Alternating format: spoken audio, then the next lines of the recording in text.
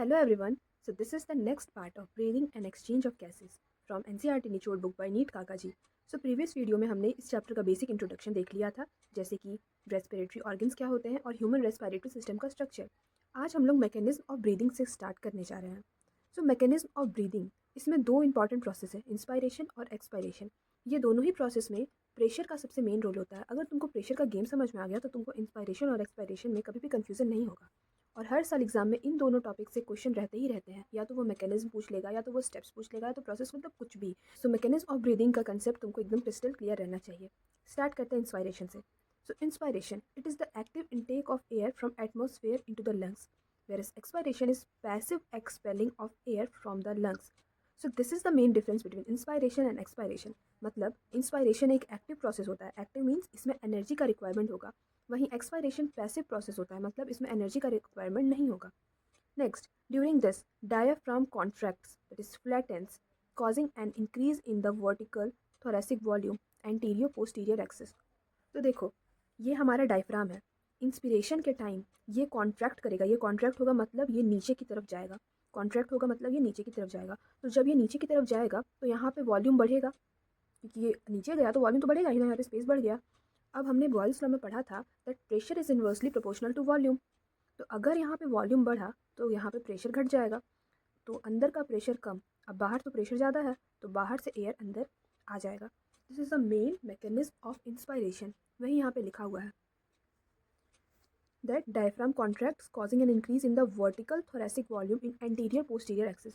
अब डायफ्राम इस डायरेक्शन में कॉन्ट्रैक्ट हुआ है तो volume anterior posterior, anterior means आगे, पोस्टीरियर मीन्स पीछे, तो वॉल्यूम इस डायरेक्शन में बढ़ा है. Up to down means anterior posterior axis. Next, contraction of external intercostal muscles, that is muscle found between ribs, lifts up the ribs and sternum, causing an increase in thoracic volume in dorsoventral axis. अब diaphragm तो contract किया ही, साथ ही साथ जो external intercostal muscle है, internal coastal muscles क्या होता है, मसल फाउंड बिटवीन रिब्स, तो ये एक्सटर्नल इंटरकोस्टल मसल्स का भी कॉन्ट्रैक्शन होगा, जिसके कारण वॉल्यूम बढ़ेगा. Increase in volume thoracic cavity in dorsoventral axis. Dorsoventral means आगे से पीछे की तरफ, इस डायरेक्शन में डायफ्राम कॉन्ट्रैक्ट किया तो इस डायरेक्शन में वॉल्यूम बढ़ा.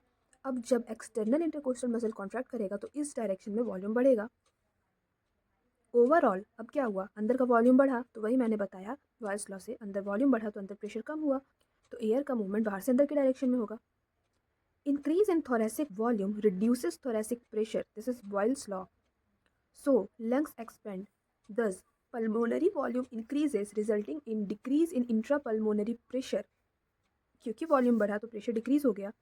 दस pulmonary volume increases resulting in decrease of intrapulmonary pressure to less than the atmospheric pressure, so air moves into lungs. अब ये एक डायग्राम दिया गया है इंस्पायरेशन का. देखो, डायफ्राम का कॉन्ट्रैक्शन हुआ. डायफ्राम ये नीचे एरो दिखा रहा है कि डायफ्राम कॉन्ट्रैक्ट कर रहा है. ये एनसीईआरटी का डायग्राम है, इसको तुमको ध्यान में रखना है. तो जब डायफ्राम इस डायरेक्शन में कॉन्ट्रैक्ट हुआ तो थोरेसिक कैविटी का वॉल्यूम बढ़ा इन एंटीरियर पोस्टीरियर एक्सिस. उसी टाइम एक्सटर्नल इंटरकोस्टल मसल, मतलब ये रिब्स है, देखो ये जो दिख रहा है ये तुमको रिब्स है, इसके बीच में कुछ मसल्स होते हैं, उसको बोलते हैं एक्सटर्नल इंटरकोस्टल मसल. जब वो कॉन्ट्रैक्ट हुआ तो वॉल्यूम फिर से बढ़ा, पर इस बार वॉल्यूम बढ़ा डॉर्सोवेंट्रल एक्सिस में. तो ओवरऑल यहाँ का वॉल्यूम बढ़ा तो प्रेशर कम हुआ, तो अंदर प्रेशर कम, बाहर प्रेशर ज़्यादा, तो देखो एयर इस डायरेक्शन में मूव हो रहा है. Next process expiration. So expiration is passive expelling of air from the lungs. During this intercostal muscles and diaphragm relax and causing a decrease in thoracic volume and thereby pulmonary volume, so air moves out. अब एक concept आता है thoracic और pulmonary volume का. Thoracic means ये जो chamber तुमको दिख रहा है, मतलब नेक के नीचे जो चेम्बर हमारा बॉडी का होता है उसको बोलते हैं थोरेसिक चेम्बर. और थोरेसिक चेम्बर के अंदर लंग्स होता है. ये वर्ड्स को ध्यान देना. जो भी हमारे बॉडी में नेक के नीचे और डायफ्राम के ऊपर का स्ट्रक्चर होता है उसको हम बोलते हैं थोरेसिक पार्ट, और थोरेसिक पार्ट के अंदर हमारा लंग्स होता है, उसको हम बोलते हैं पल्मोनरी पार्ट. तो अगर हम किसी भी प्रोसेस को करें तो भी हम डायरेक्ट पल्मोनरी वॉल्यूम को चेंज नहीं कर सकते. डायरेक्ट हमारा पल्मोनरी वॉल्यूम अल्टर नहीं हो सकता. तो सबसे पहले अगर हमें पल्मोनरी वॉल्यूम में कोई भी चेंज लाना है तो उसके लिए थोरेसिक वॉल्यूम में चेंज लाना ज़रूरी है. तो ये भी एनसीईआरटी का लाइन है. जब तुम मेन एनसीईआरटी पढ़ोगे तो वहाँ तुमको दिखेगा that we can not directly alter the pulmonary volume. यहाँ पे लिखा है that the decrease in thoracic volume decreases the pulmonary volume. मतलब जब डायफ्राम और इंटरकोस्टल मसल्स रिलैक्स करेगा, यहाँ डायग्राम में देखो ये डायफ्राम है, ये रिलैक्स कर रहा है, मतलब ये नॉर्मली फिर अपने पोजीशन में जा रहा है। सिमिलरली इंटरकोस्टल मसल भी रिलैक्स कर रहा है। तो इन दोनों का रिलैक्स करने के कारण क्या हुआ, यहाँ पे हमारा थोरेसिक वॉल्यूम कम हुआ। अब क्योंकि थोरेसिक वॉल्यूम कम हुआ तो पल्मोनरी वॉल्यूम कम हुआ, क्योंकि थोरेसिक वॉल्यूम में जो भी चेंजेस आएगा वही सेम चेंजेस पल्मोनरी वॉल्यूम में आएगा। तो यहाँ पे वॉल्यूम कम हुआ तो प्रेशर बढ़ गया। Same Boyle's law, pressure is inversely proportional to volume. अब यहाँ पे अब प्रेशर बढ़ गया, प्रेशर कम है तो high pressure to low pressure में एयर का अगेन लो हो जाएगा। During forceful expiration abdominal muscles and internal intercostal muscle contract. This is again important line of NCERT कि अगर हम फोर्सफुल एक्सपायरेशन करें तो एब्डोमिनल मसल, कुछ हमारे स्टमक में मसल्स होते हैं वो भी, और इंटरनल इंटरकोस्टल मसल्स भी कॉन्ट्रैक्ट करते हैं। नेक्स्ट आते हैं रेस्पिरेटरी वॉल्यूम्स एंड कैपेसिटीज़। तो अब देखते हैं रेस्पिरेटरी वॉल्यूम एंड कैपेसिटीज़ को। So first one is tidal volume. Tidal volume is the volume of air inspired or expired during a normal expiration. It is about 500 ml, that is 6000 to 8000 ml per minute. मतलब जब भी तुम्हारा normal breathing हो रहा है तो उस time कितना अमाउंट, कितना वॉल्यूम ऑफ एयर इंस्पायर तुम कर रहे हो और एक्सपायर कर रहे हो, उसको बोलते हैं टाइडल वॉल्यूम। इसका अमाउंट होता है 500 ml। अब अगर हम उसको मिनट में देखें तो 6000 टू 8000 ml पर लीटर, ml पर मिनट। अब देखो ये कैसे आया, तो इसका भी एक कैलकुलेशन है। देखो अब बस तुम इतना याद रखो कि टाइडल वॉल्यूम का अमाउंट होता है 500 ml पर मिनट में। निकालने के लिए ये एक छोटा सा कैलकुलेशन है जो अगर तुम ध्यान में रखो तो तुमको कोई दिक्कत नहीं होगा। देखो टाइडल वॉल्यूम का नॉर्मल अमाउंट है 500 ml, ये तो हमने याद कर लिया। अब आगे जाके इसी चैप्टर में, ब्रीदिंग वाले चैप्टर में ही दिया हुआ है that normal breathing rate of an individual is 12 to 16 times per minute. मतलब एक मिनट में 12 से 16 बार कोई पर्सन इनहेल और एक्सहेल करता है। तो अगर इससे कैलकुलेट किया जाए टाइडल वॉल्यूम पर मिनट, अगर 12 बार उसका ब्रीदिंग रेट है तो एक बार में 500 ml, तो 12 बार में 6000 ml। और अगर उसका 16 है तो एक बार में 500 ml, तो 16 बार में 8000 ml। सो यही हमारा रेंज आ जाता है टाइडल वॉल्यूम का अगर मिनट्स में देखा जाए। अगर एक बार में देखा जाए तो नॉर्मल है 500 ml, इतना बस तुम याद कर लो that 500 ml is the amount of tidal volume. पर अगर तुमको मिनट में निकाला जाए तो तुम इसको मत याद करो दैट 6000 8000, क्योंकि बहुत सारा आगे जाकर तुमको टर्म्स याद करना। तो जितना तुम कम रटो, ज़्यादा समझो, उतना तुमको एग्जाम में फ़ायदा होगा, नहीं तो वहाँ जाके तुम्हारे सब मिक्स हो जाएगा। ठीक है, तो नॉर्मल ब्रीदिंग रेट 12 से 16 टाइम्स है, तो बस इसको मल्टीप्लाई कर दो 500 ml इंटू 12 और 500 ml इंटू 16, तो आ गया 6000 ml टू 8000 ml। बस यही था हमारा tidal volume. Next is inspiratory reserve volume, IRV, और कॉम्प्लीमेंटल एयर। अब ये कॉम्प्लीमेंटल एयर टर्म एनसीईआरटी में नहीं दिया गया है। अब अगर एनसीईआरटी में नहीं है और तो मुझे नहीं लगता कि वो पूछेगा, इसलिए इसको तुम ध्यान मत दो। तुम देखो simply inspiratory reserve volume, IRV। अब IRV क्या होता है, additional volume of air that can inspire by forceful inspiration. It is 2500 ml to 3000 ml। So मान लो तुमने नॉर्मल इन्हेलेशन कर लिया, ठीक है। अब उसके बाद भी अगर तुम थोड़ा और फोर्स लगाओ तो कुछ सर्टेन अमाउंट ऑफ एयर तुम और भी इंस्पायर कर सकते हो। So the additional, the extra amount और extra volume of air that a person can expire by forceful inspiration is called IRV। इसका अमाउंट होता है 2500 ml टू 3000 ml। अब जैसे कि फोर्सफुल इंस्पायरेशन हुआ था टाइडल वॉल्यूम के जस्ट बाद, उसी तरह से फोर्सफुल एक्सपायरेशन भी हो सकता है। अब उस फोर्सफुल एक्सपायरेशन को हम बोलते हैं ERV, that is expiratory reserve volume. So what is ERV? Additional volume of air that can expire by forceful expiration is called ERV। इसका अमाउंट होता है 1000 ml टू 1100 ml। ठीक है। रेसिडुअल वॉल्यूम नेक्स्ट है हमारा, रेसिडुअल वॉल्यूम। अब तुम कितना भी फोर्सफुल एक्सपायरेशन कर लो, कुछ सर्टेन अमाउंट ऑफ एयर, कुछ सर्टेन वॉल्यूम ऑफ एयर हमेशा तुम्हारे लंग्स में प्रेजेंट रहेंगे ही रहेंगे। और वो इंपॉर्टेंट भी होता है क्योंकि अगर पूरा ही लंग्स एम्प्टी हो जाए तो वो कोलैप्स कर जाएगा।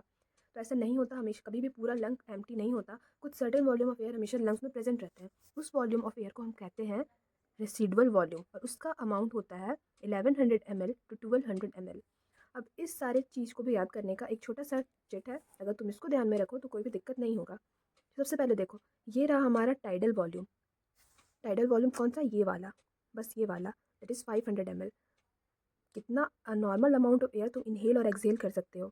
अब देखो टाइडल वॉल्यूम के बाद तुम चाहो तो एक्सपायरेशन कर, ये नॉर्मल इंस्पायरेशन है, ये नॉर्मल एक्सपायरेशन है 500 ml। अब कुछ एक्स्ट्रा फोर्स लगा के एयर अगर हम इंस्पायर करें तो ये वाला जो पोर्शन है वो extra amount of air inhaled है, इसको हम कहेंगे IRV, that is inspiratory reserve volume. और ये वाला जो वॉल्यूम है ये कुछ ऐसा अमाउंट ऑफ एयर है जो तुम फोर्सफुली एक्सपायर कर रहे हो, इसको बोलते हैं expiratory reserve volume. So this is tidal volume, this is inspiratory reserve volume, this is expiratory reserve volume. इसका अमाउंट 500 ml, इसका अमाउंट 2500 to 3000 ml, इसका अमाउंट 1000 to 1100 ml। अब देखो ERV के भी बाद कुछ सर्टेन अमाउंट ऑफ एयर हमारे लंग्स में प्रेजेंट रह जाता है, उसको हम बोलते हैं RV, that is residual volume. अब ये सारे रेस्पिरेटरी वॉल्यूम के बाद कुछ कैपेसिटीज़ आते हैं जो इनको या तो ऐड करके आते हैं, 1 या 2 या 3 ऐसे करके।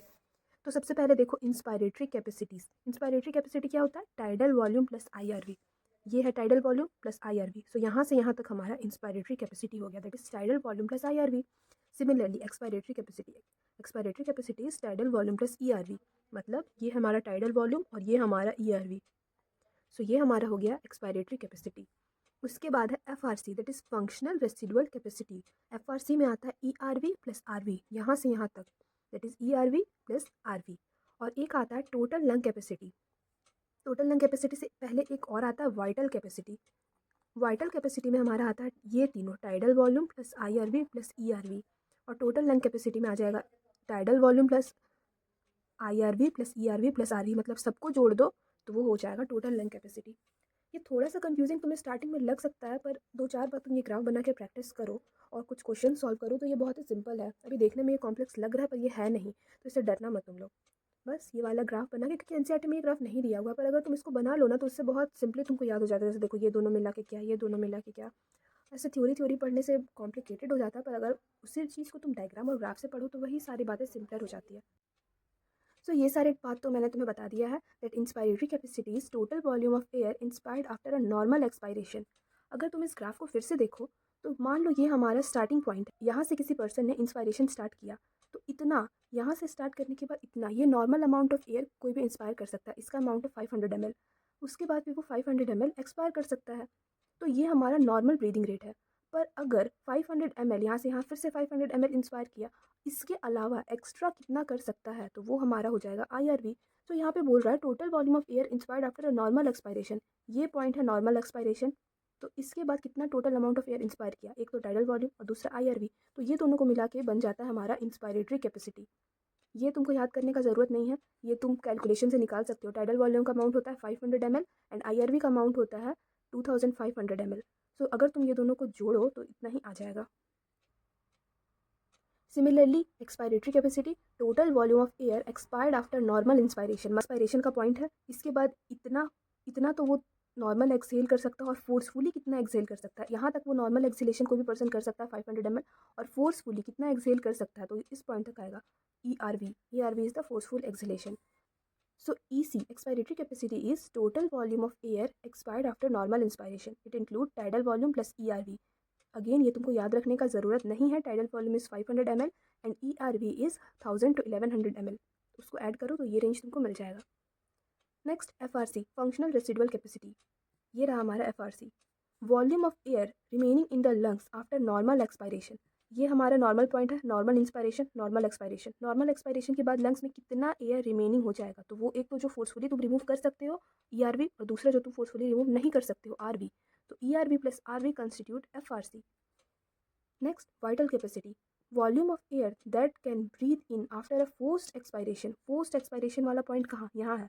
पोस्ट एक्सपायरेशन के बाद कितना एयर तुम टोटल इनहेल कर सकते हो, एक तो जो फोर्सफुली एक्सहेल किया उसको ले लो, उसके बाद जो नॉर्मल इंस्पायरेशन है वो, और जो एक्स्ट्रा इंस्पायर कर सकते हो वो। तो ये तीनों को मिला के tidal volume plus IRV plus ERV मिला के होता है वाइटल कैपेसिटी। और इसका एक और डेफिनेशन है that volume of air that can breathe out after a forced inspiration. Again तुमको ये वॉल्यूम याद करने का ज़रूरत नहीं है, इसको तुम सिंपली ऐड करो। Tidal volume is 500 ml, IRV is 2500 ml to 3000 ml and ERV is 1000 to 1100 ml। अगर सबको ऐड करो तो ये रेंज तुमको मिल जाएगा।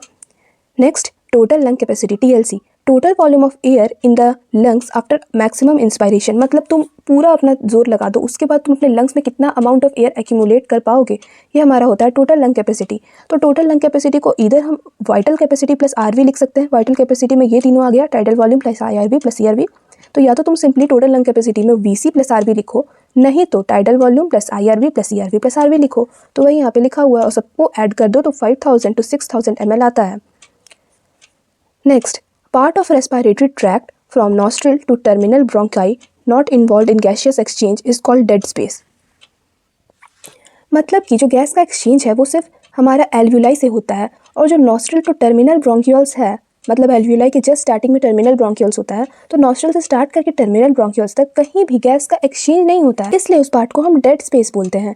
And dead space air volume is about 150 ml। उस डेड स्पेस में भी कुछ सर्टेन अमाउंट ऑफ एयर रहता है प्रेजेंट, और उसका अमाउंट है 150 ml। सो ये सारे जो रेस्पिरेटरी कैपेसिटीज़ है, अगर तुम इसको इस थ्योरी से याद करने जाओ तो वो बहुत ही कॉम्प्लिकेटेड हो जाएगा, इसलिए उसको याद करने का एक सिंपल तरीका है ये डायग्राम। ये ग्राफ को तुम कुछ बार प्रैक्टिस करो, और उसके बाद ये कुछ भी नहीं तुमको लगेगा, ये सिर्फ थ्योरी लिखा हुआ, ये थ्योरी तुम फिर खुद अपने लैंग्वेज में भी लिख सकते हो। मेन एक कंसेप्ट समझना जो कि इस डायग्राम से क्लियर होगा। ना यहाँ पे कुछ एडिशनल पॉइंट्स दिया गया है।